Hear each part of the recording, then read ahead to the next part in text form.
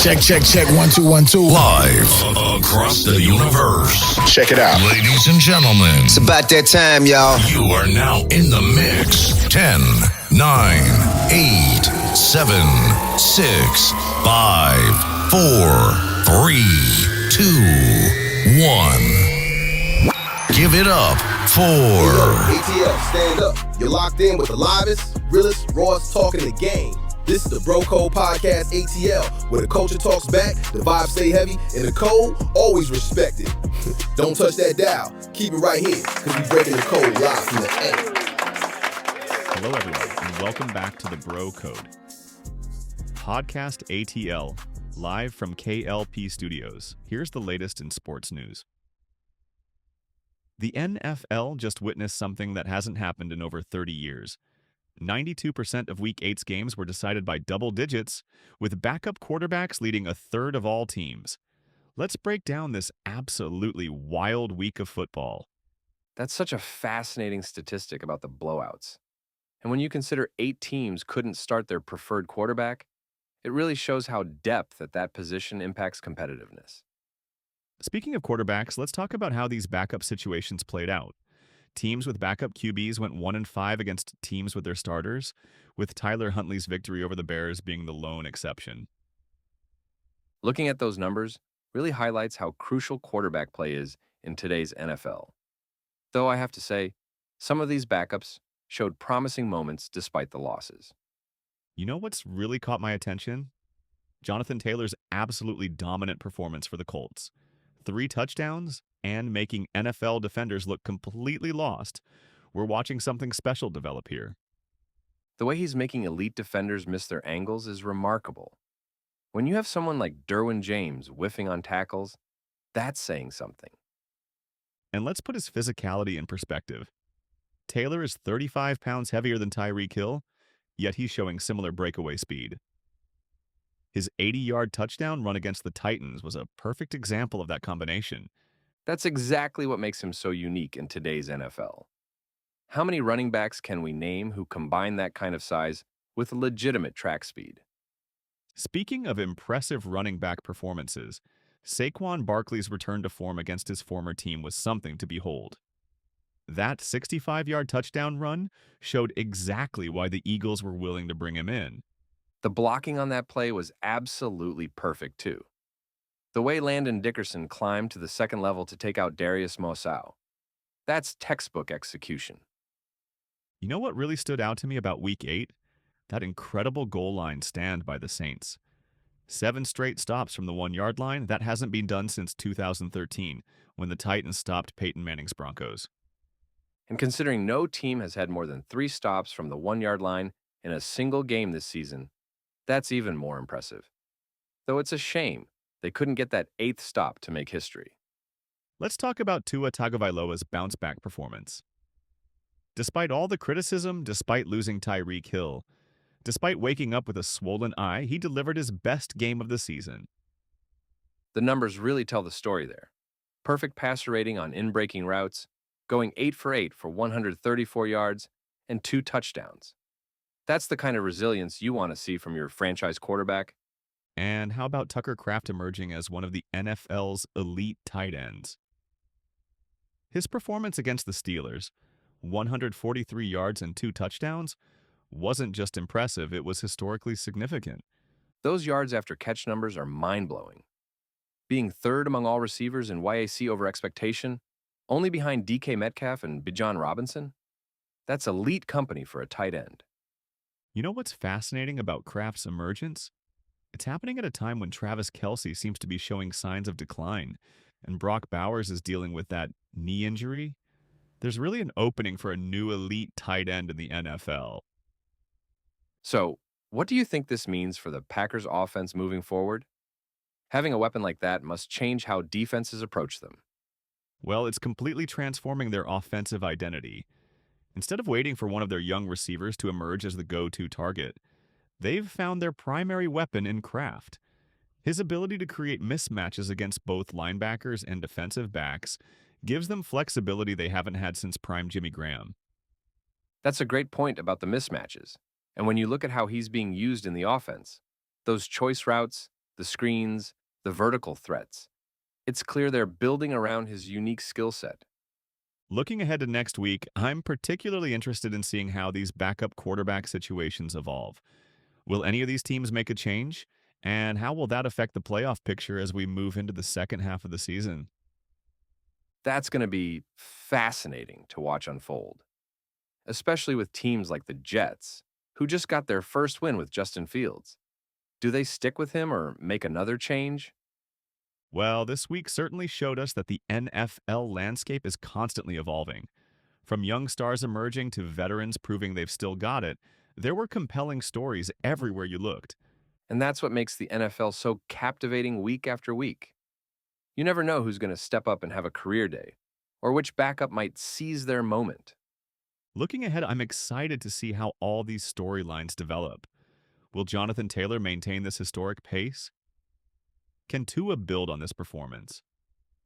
There's still so much football left to be played. Those are exactly the kind of questions that keep us coming back for more. Every week brings new surprises and challenges in this league.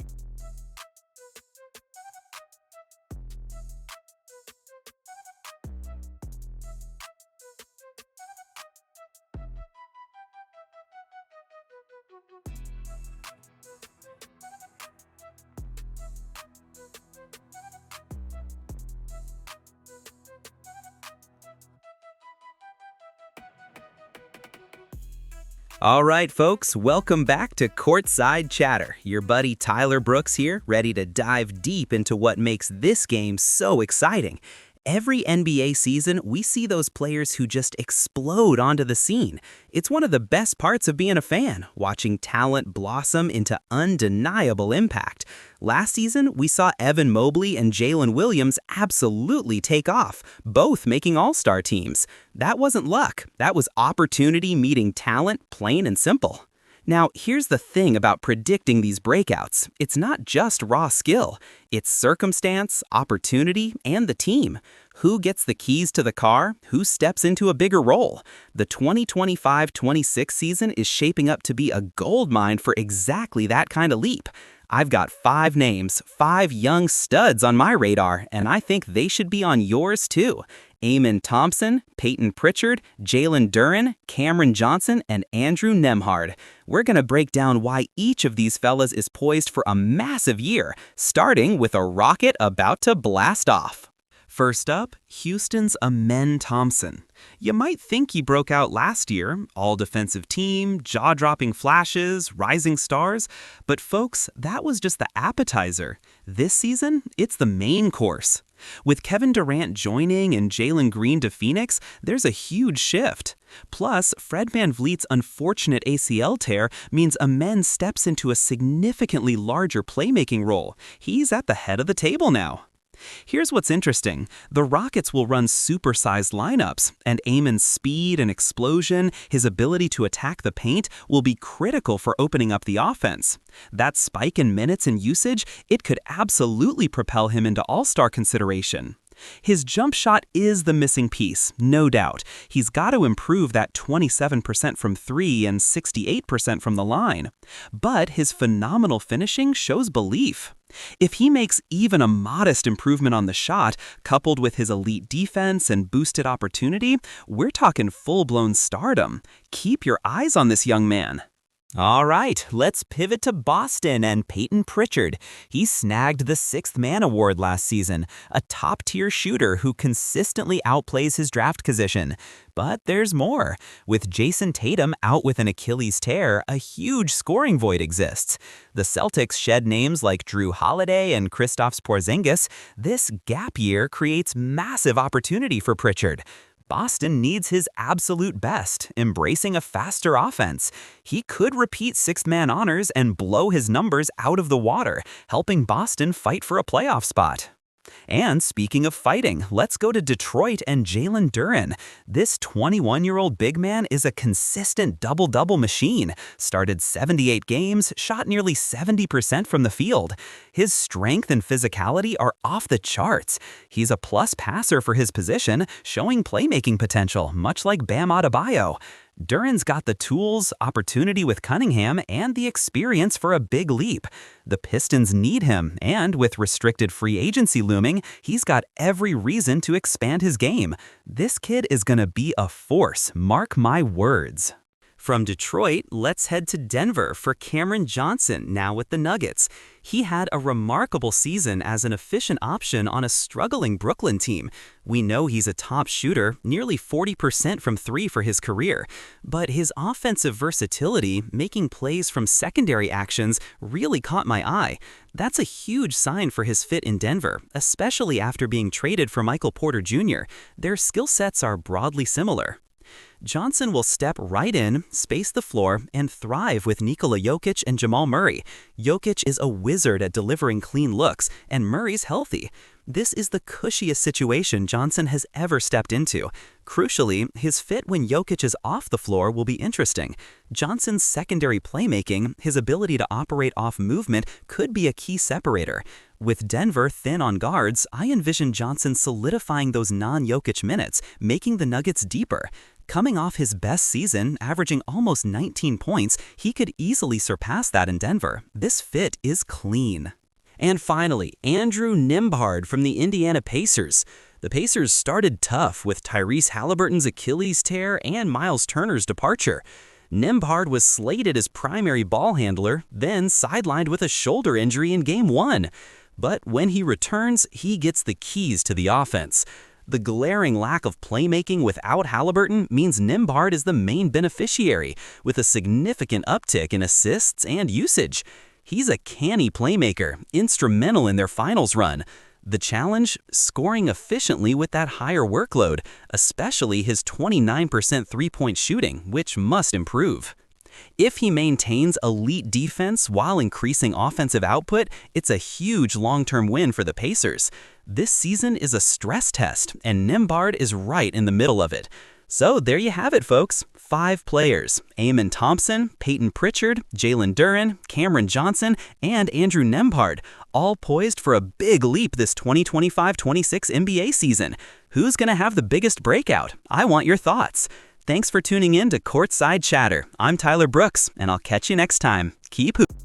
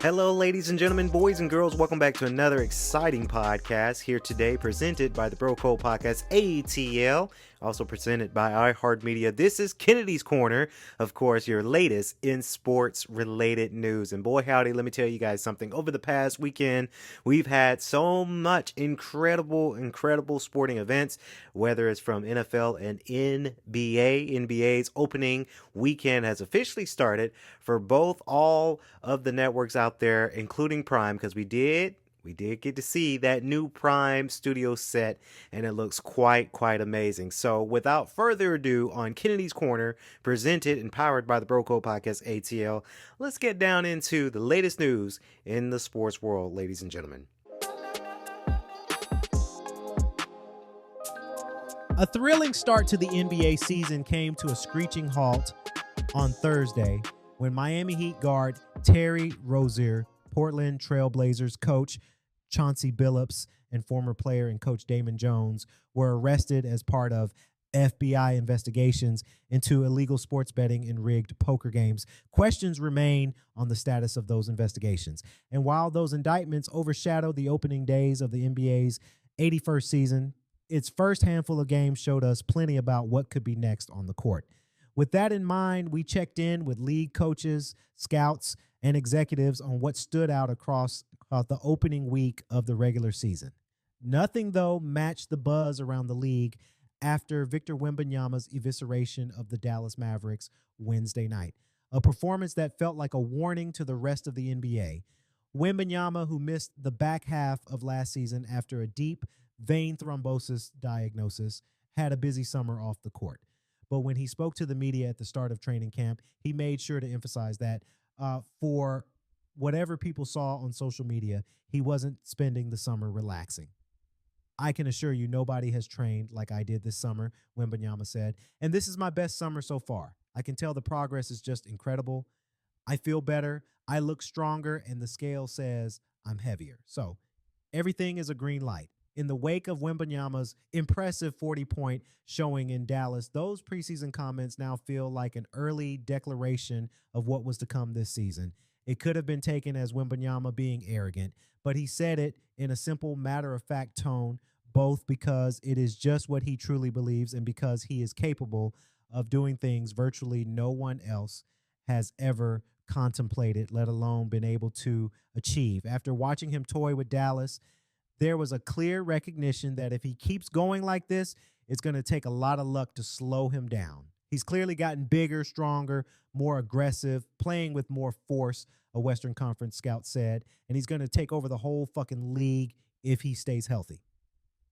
In the preseason, scouts started to notice something about Wembanyama. In lieu of launching from deep, he was playing bully ball. After hoisting a whopping 8.8 three-pointers per game last year, nearly half of the 19 shots he was averaging per game and nearly 4 more per night than during his rookie season, Wembanyama was going the opposite way. He was driving to the basket, looking to establish position and even seeking contact. Last season, only 40% of his shots were in the paint in the preseason, albeit a small sample size. That number soared to 75%. After averaging 6 free throws per 100 possessions last season, it leapt to 11.8 per 100 in the preseason. So when Wembanyama dropped 40 in the season opener in Dallas, stealing the show from number 1 pick Cooper Flagg's debut with a tour de force of basket attacks, it verified the hand he started to show the league. Wembanyama took just 2 3-pointers, his fewest in a game since his rookie season. He took fewer than 5 threes once all season. He had 11 free throws against the Mavericks. That happened once in a regulation game last year, said one team source. He's relishing playing bully ball.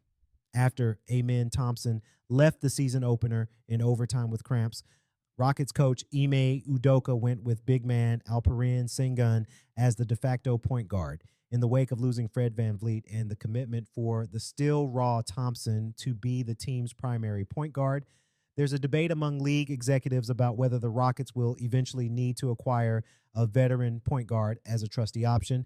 Their answer is on the roster.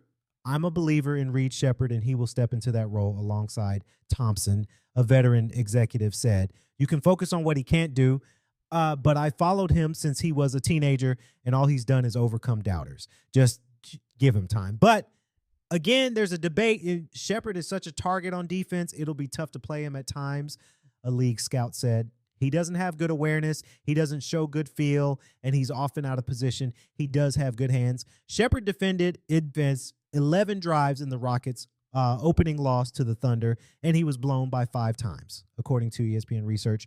Although Houston didn't win the game and likely won't have VanVleet back at any point this season after he tore his ACL last month, the Rockets came out of Tuesday's loss having earned a ton of respect from the NBA cognoscenti that was led by the performance Sengun had. Not only did he have 39 points, but his 5 3-pointers on Tuesday were a remarkable contrast to the 21 triples he made all of last season. If he does that, an assistant coach said of Sengun's shooting, it's a game changer for them.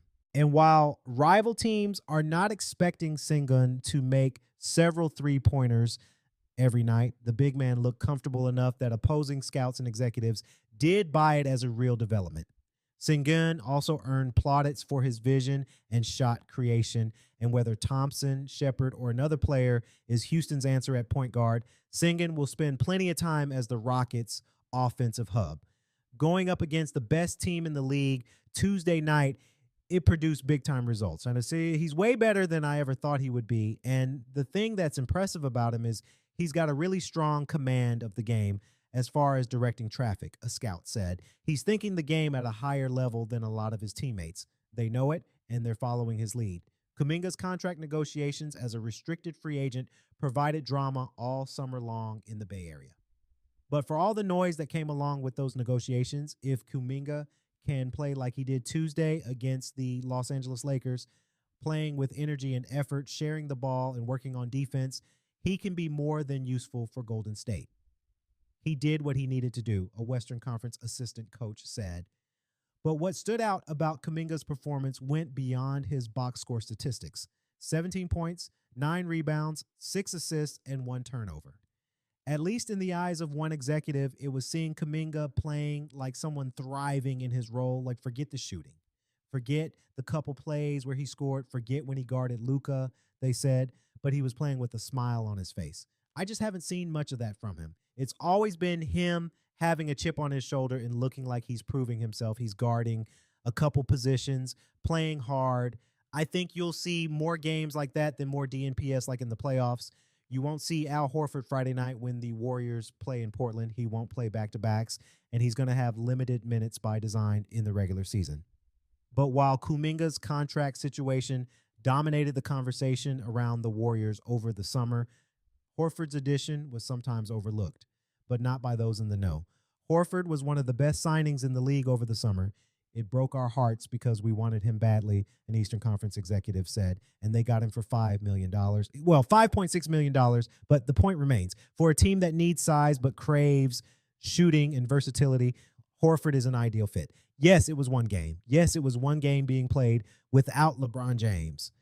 But for the concerns about the supporting cast around Luka Doncic and James this season and its viability to lift this team into contention status, Tuesday's loss did little to quell them. DeAndre Ayton had an ineffectual 10 points and 6 rebounds in 34 minutes, and no other player reached double figures outside of Doncic and Austin Reeves. Marcus Smart struggled mightily off the bench. The supporting cast was a combined 5 for 17 from three-point range and had little hope of doing anything to slow Golden State down defensively.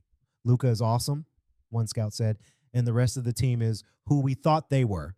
Reeves was good until he ran out of gas because he had to do so much, but outside of them, I couldn't tell you who their third best player was.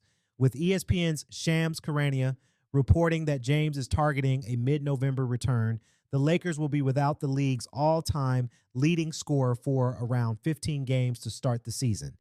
Can the Lakers survive in the brutal West until James returns without digging themselves too big of a hole?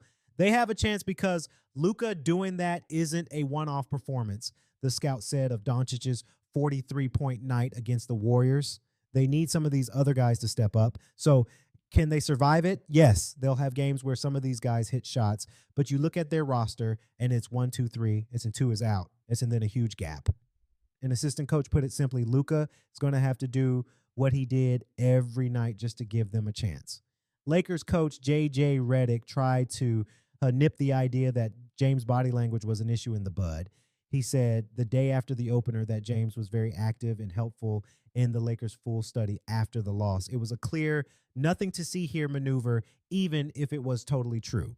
Be that as it may, the Lakers clearly missed James on the floor. I know it's crazy to say, but their 40-year-old is maybe still their best transition player, one West scout said. When he's not out there, they are less dynamic. Doncic might be their centerpiece and offensive leader, and Reeves might improve on his 20 points per game average from last year. But James is still an offensive engine, and his absence is already felt. One thing you can say for LeBron that's been true for more than 20 years,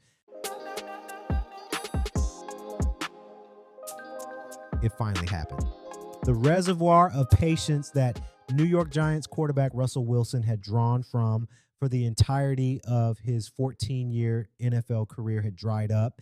And for at least one tweet, the usually tight-lipped signal caller stopped giving a damn. Classless, but not surprised. Didn't realize you're still bounty hunting 15 plus years later through the media. He tweeted after Denver Broncos coach Sean Payton appeared to take a jab at Wilson being benched for rookie Jackson Dart. They found a little spark with that quarterback.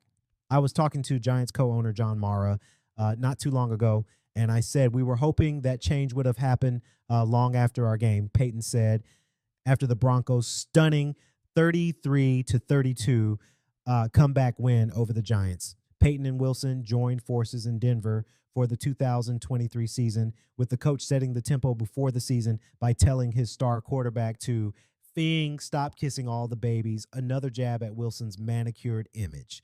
On October 22, Payton said, in no way, shape, or form did he mean to insult Wilson and that he saw his former players' comments. I did see it, Payton said. In the euphoria, the way that game unfolded, that was strictly about Dart, and that was in no way, shape, or form anything that was directed at Russ. And I might be able to see how he might perceive that. Coming off that win and watching how Dart played, that wasn't any intention at all. The tweet was such an about-face from Wilson Inc. that some folks thought his superstar entertainer wife, Sierra, hit send from her husband's account. If only the continuing disrespect of black quarterbacks would experience a 180-degree turn, the legacy of taking cheap shots at black quarterbacks by coaches and upper management endures, even with the collective of African-American starters making an unprecedented leap.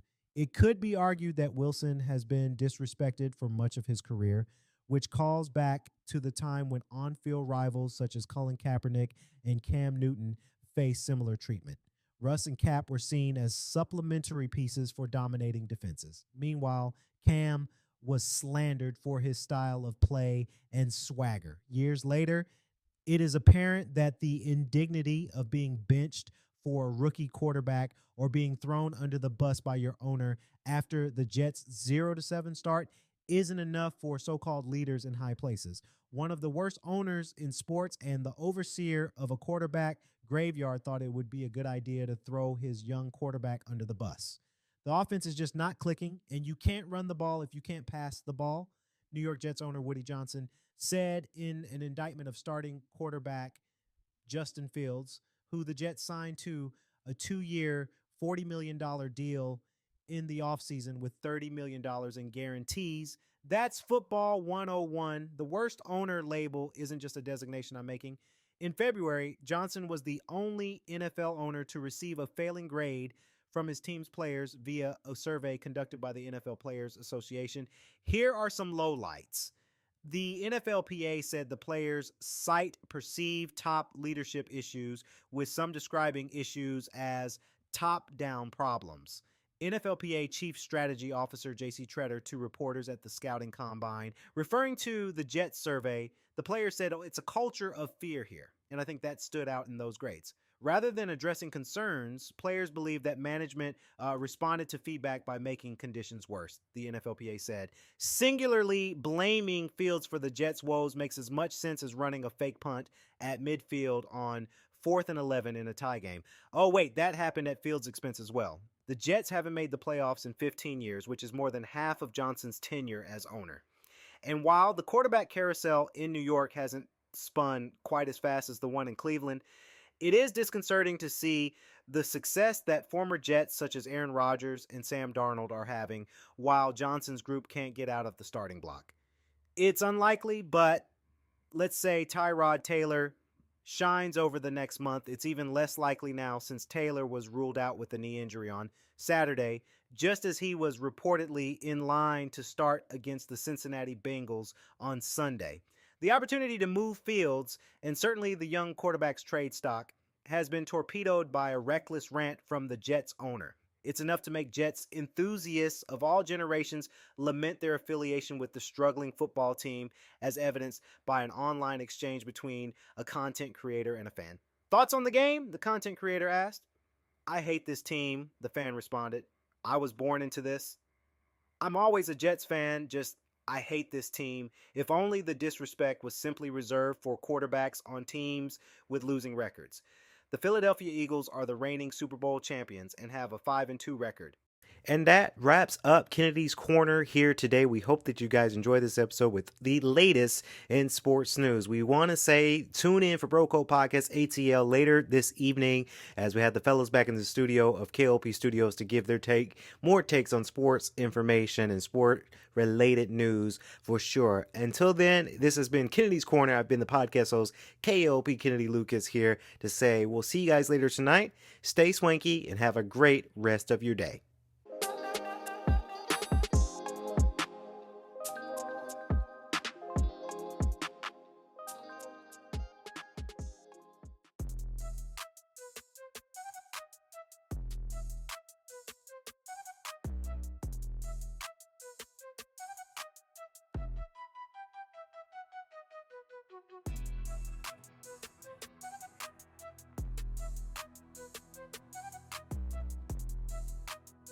After two action-packed games at Rogers Center in Toronto, the 2025 World Series shifts to Los Angeles' Dodger Stadium for Game 3 on Monday night.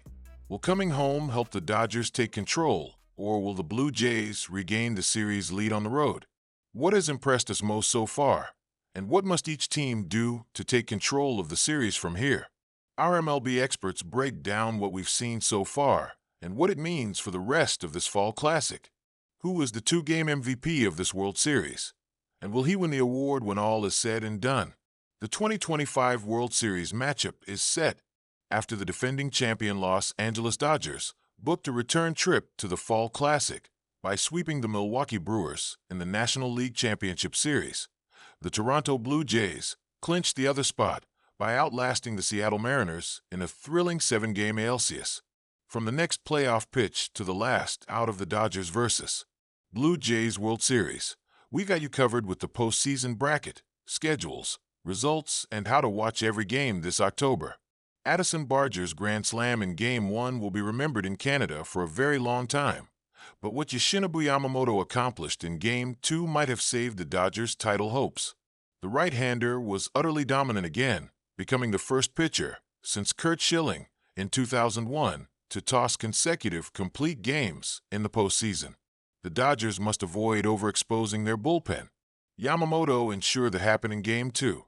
Yamamoto is the early favorite and has the inside track, though that depends on how deep the series goes. At earliest, Yamamoto would start Game 6, and that would come on 5 days' rest, which he last had going into his first complete game against Milwaukee in the National League Championship Series. Don't sleep on Will Smith, though. A go-ahead homer in Game 2. Great at-bats. No strikeouts in the first 2 games. On the Blue Jays side, Alejandro Kirk's stalwart Game 1 and tremendous defense give him a solid foundation on which he can build. I'll go with Smith, who guided Yamamoto through his Game 2 masterpiece and, along with Kirk, has been the best defensive performer through these first 2 games. Smith's impact is especially notable given 1. The hairline fracture he was still recovering from entering these playoffs, and 2. How clearly worn down he was by this point last year. The Dodgers promoted rookie Dalton rushing earlier than expected this season in an effort to keep Smith fresh down the stretch. A late-season hand injury could have derailed those plans, but Smith seems to be at his best at the moment. A crucial development for a Dodgers offense that has struggled as a whole since the wildcard round. The Blue Jays bullpen, widely regarded as a significant weakness, continuing to log quality innings. Toronto's relief corps allowed 4 runs over 7 1/3 innings over the first 2 games. 2 of those runs came after the Blue Jays built an 11-2 lead in Game 1 on a home run from Shohei Ohtani. They weren't lights-out performances, but they were encouraging as Toronto looks to piece together 3 more wins. The mediocrity at the top of Los Angeles' lineup. Ohtani, Mookie Betts, and Freddie Freeman are combined 4 for 21 with 4 runs and 2 RBIs, both of which came from a garbage-time Ohtani homer in the Game 1 blowout. It hasn't been a particularly great postseason for any of the Dodgers stars. Ohtani's 6 home runs are excellent, of course, but he's 5 for 43 with 19 strikeouts in his other at-bats.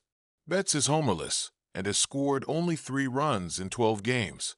Last year, Freeman entered the World Series with 1 RBI and then drove in 12 against New York. This year, Freeman entered the World Series with 1 RBI and didn't knock in a run in either game against Toronto. The handling of Bo Bichette, that he started Game 1 at second base, a position he'd never played in the major leagues, and, to a lesser extent, that he wasn't in the lineup for Game 2.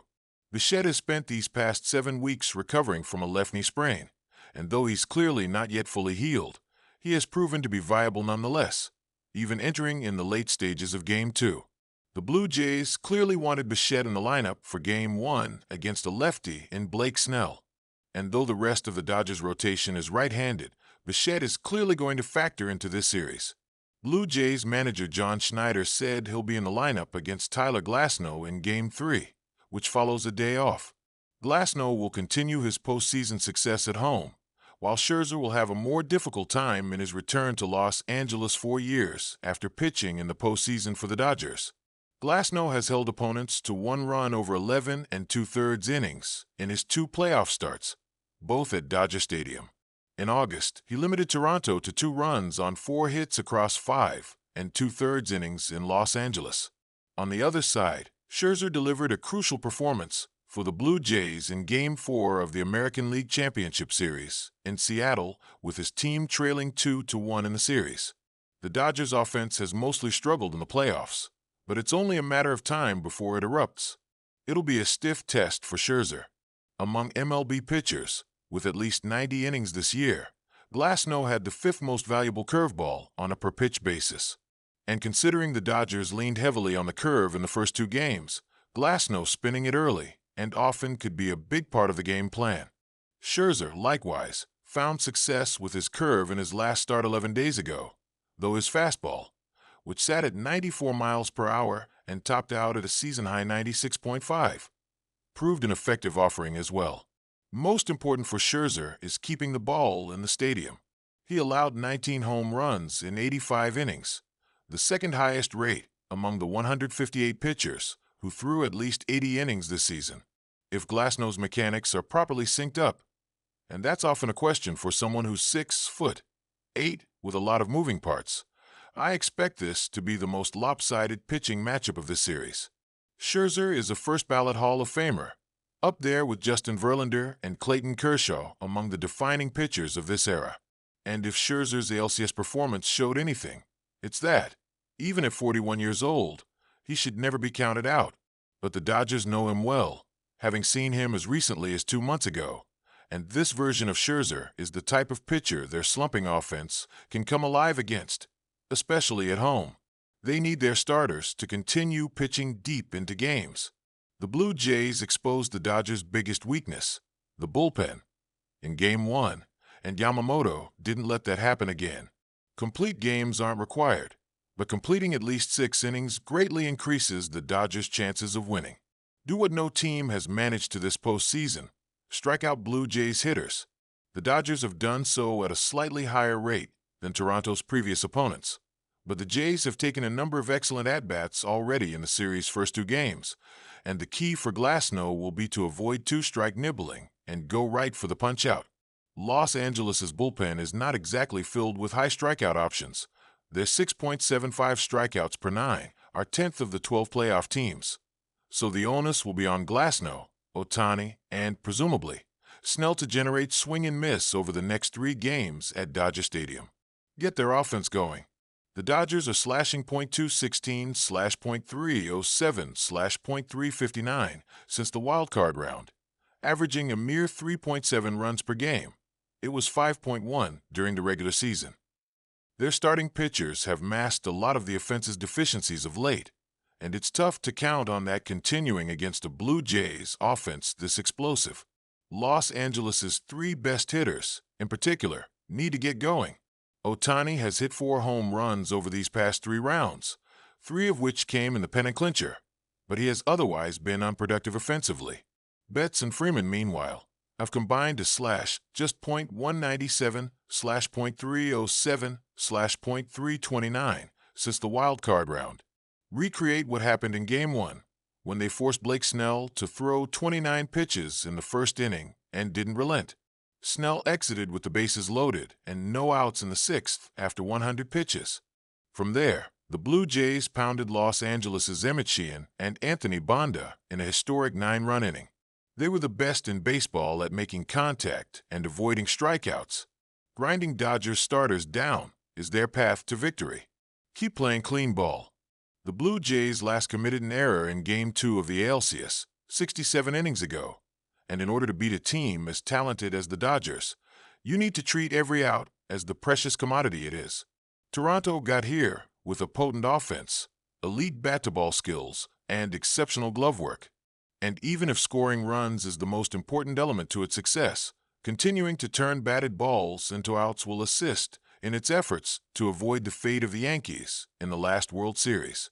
When the Dodgers cruised past Milwaukee in the NLCS, their 4 starting pitchers and 2 best relievers, Roki Sasaki and Alex Vizia, accounted for all but 9 of their outs.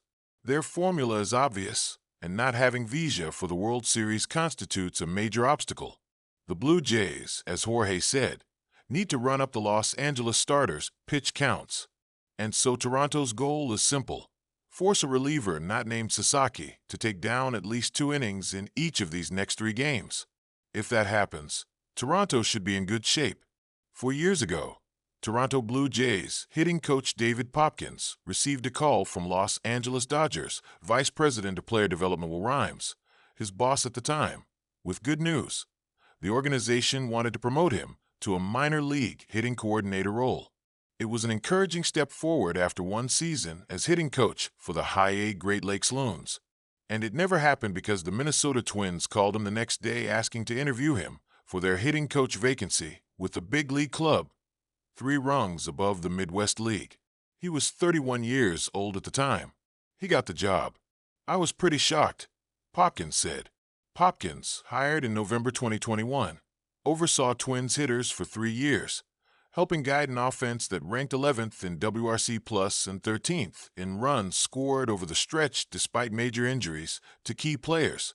Then he was made a scapegoat for the team's collapse out of postseason contention and fired after the 2024 season. His unemployment lasted less than 3 weeks before the Blue Jays plucked him in October. A year later, the Blue Jays advanced to the World Series as heavy underdogs against the organization that gave him his first coaching opportunity. Popkins has molded the Toronto offense into an unlikely juggernaut. It finished 4th in the majors in runs scored during the regular season and has been the best group this postseason. The Blue Jays make the most contact in the majors and strike out the least. They frustrate pitchers by driving up pitch counts with keen discipline and an annoying knack for fouling off pitches. Popkins, working with assistant hitting coaches Hunter Mentz and Lou Ionati, has guided the group with one overarching message: every hitter has different strengths and weaknesses, so let's play to those. Players say an identity isn't forced on them. I think overall our lineups won in different ways every single day this year. Blue Jays outfielder Dalton Varsho said, "There's not one way to kind of describe us. We grind out pitchers. We do everything we can to kind of help our team win. Doesn't matter if it's a long ball or single you to death." Popkins asked players to apply different approaches to attack different pitch mixes and make themselves unpredictable. He told them to continue making contact, as the last place 2024 Blue Jays did, but to avoid making contact just to make contact in advantage counts. He emphasized sprinkling in some slug into their at-bats when they've earned a good count. "I just think our 1 through 9 is tough to get through," Popkins said. "There's not a lot of breathing room there. You know, a lot of lineups, you can usually find about 3 hitters in there you can just really attack, go after. There's not a lot of battery that's expended when that happens. And here you have to grind through 1 through 9. That 1 through 9 this season has featured 3 stars: Vladimir Guerrero Jr., George Springer, and Bo Bichette when healthy, and a cast of under-the-radar players who embody the 2025 Blue Jays. Here are 5 who have supplemented the big names with invaluable contributions.